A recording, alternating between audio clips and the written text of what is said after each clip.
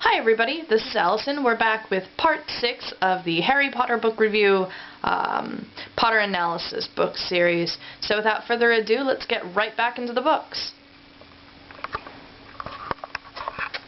Okay, we just finished up with Elizabeth Heilman edited Critical Perspectives on Harry Potter, 2nd edition. So let's put that one aside. And let's pull down the next one. This one I really enjoy. This one's called The Seeker's Guide to Harry Potter by Geo Athena Trevarthen, the unauthorized course. This is also published post-Deathly Hallows, but it was, even though it says on here that it may have been published in the USA, I think the copy I got is the one that was published in the UK. I could be wrong about that, but I really think that's the case. Maybe this may have been published. This specific book may have been published in the U.S. It's Professor Trevarthen's book doesn't have that much of a wide following, but this is available on Amazon. It may be available on Barnes & Noble. I'm not really sure, but it is certainly available on Amazon.com. That's where I got it. And it's a really interesting book. If we take a quick look at the table of contents here, there's acknowledgments and then introduction. And then she's going to focus a lot on the heroic journey of Harry Potter. Goes back to the same idea of what Joseph Campbell will think about in The Hero with 1,000 Faces, one of those classic fantasy books. She's going to deal with that. And she's also going to deal with a whole bunch of symbolism. She has these neat illustrations. And she's got a nice dedication here to J.K. Rowling. So there's the illustration, which is a lady holding a wand, and I guess doing some magic, if you can see it from here. And at the bottom it has the dedication to J.K. Rowling, which says, "And to a lady who's brought more magic into all our lives, J.K. Rowling." Professor Trevarthen, if you look on the back real quick, just so we can give some credits to her, it says, develops and teaches the course on Harry Potter at the University of Edinburgh. That's right, Edinburgh, Scotland, where Rowling's manor, castle, whatever you want to call it. Yeah, so that's where she is. Where she gained her PhD for her groundbreaking work on Celtic shamanism.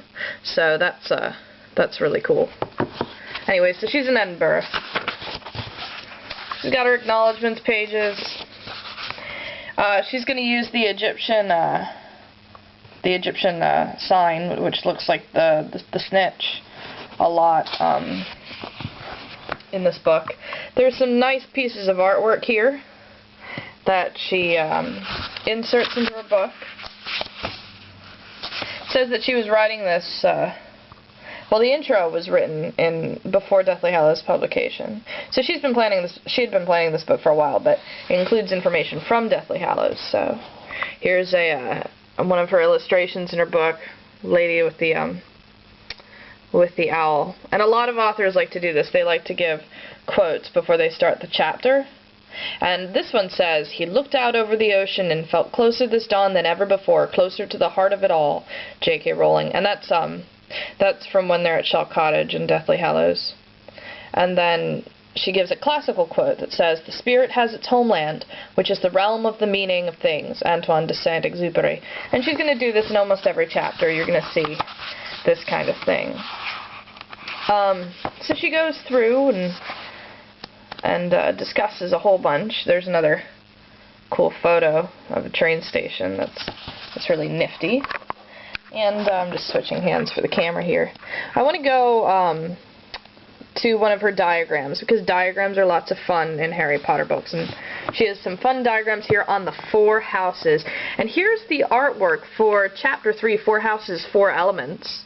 This is where the Celtic shamanism and her background and her research towards the 4 houses is really going to come into effect. And we have this beautiful diagram here. You can see the raven, the badger, the snake, and the lion. But what you can't see is the writing probably so easily, so I'll read it to you. The lion says Gryffindor, daring, fire. The eagle says Ravenclaw, knowledge, air.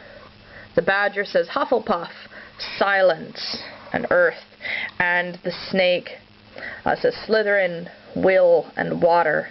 And then there's an owl in the center. That's what that is. So let's turn the page. There's another Beautiful. Beautiful diagram in here. I probably just passed it, actually.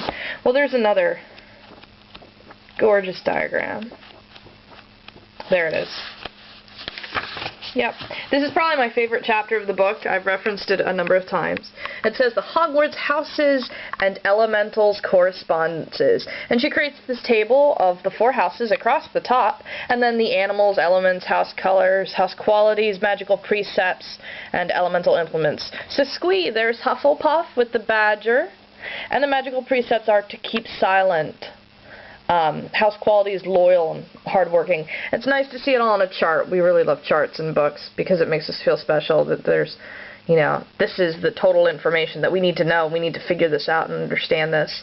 Of course, you can do a lot with these charts, but it's always fun to see it. Granger has charts in his book, and my sister actually picked up the book, and when she opened it, she said, "Ooh, a chart." So, it's really official. It's cool. Okay, so Professor Trevarthen does some interesting research on the houses and the symbolism and the mythological symbolism of the whole series. She doesn't really make that many mistakes. I did notice that she referred to Bellatrix as the only female Death Eater, and there's the Caro sister. But, you know, this book was published really soon after Deathly Hallows, so for the work that's in there, it's really good. She references John Granger and a whole bunch of the other authors as well. So anyway, this book runs, I think it's like $20, $25. You can get it on Amazon, order it online, and read it through. This is a really excellent book. I use it a lot. So yeah, The Seeker's Guide to Harry Potter. There's the Golden Snitch. Alright. Geo Athena Trevarthen, the unauthorized course. She used this as a text. Cool. Alright, enjoy!